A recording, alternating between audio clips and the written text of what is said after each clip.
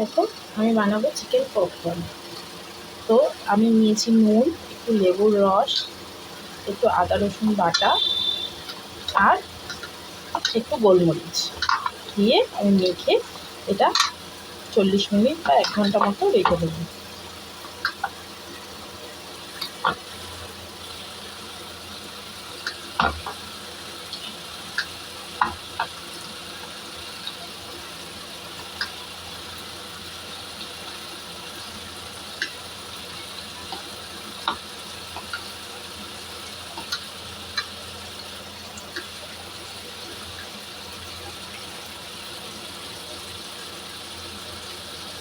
দেখো মাখা হয়ে গেছে, এবার আমি 40 মিনিট মতো রেখে দেবো। দেখো মাংসটা আমি ফ্রিজ থেকে বার করে একটুখানি কর্নফ্লাওয়ার দিয়ে জাস্ট মেখে নিয়েছি।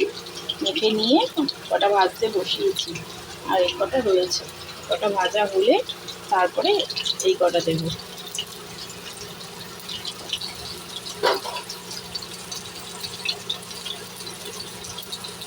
একটা পিঠ হলে তারপরে আরেকটা পিঠ উল্টে দেবো।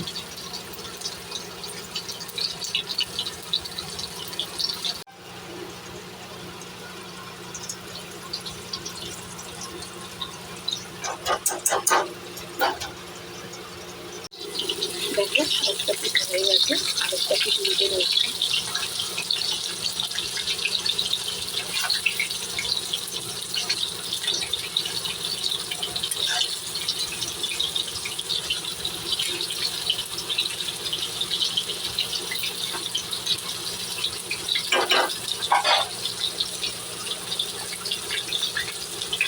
চিকেন পপকর্নগুলো ভাজা হয়ে গেছে। আমি কড়াই থেকে একটু তেল কমিয়ে রেখেছি, আর এখানে নিয়েছি আদা কুচি, রসুন কুচি আর পেঁয়াজ। এগুলো দিয়ে দেবো।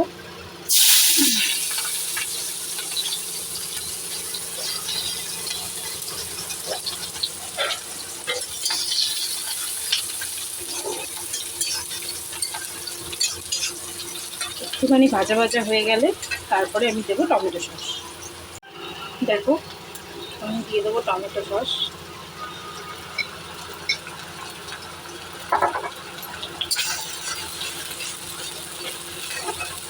জাস্ট একটুখানি টমেটো সস দিয়ে আমি এটা নেড়ে চেড়ে নেব চিকেন পপকর্নগুলো, যেন আলাদা করে আর সস না লাগাতে হয়। আর রসুনের একটা ফ্লেভার আলাদা করে দিলে না খুব ভালো লাগে খেতে।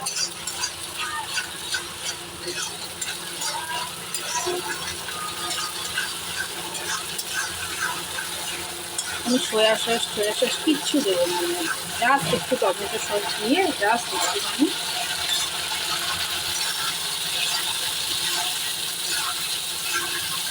কেউ আসলে না এটা ঝটপট বানিয়ে দেওয়া যায়, অতটাই সহজ হয়েছে।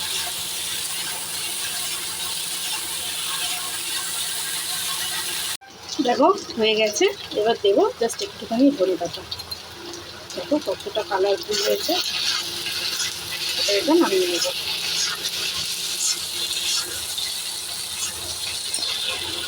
এখন আমি নিয়েছি, কতটা সুন্দর হয়েছে।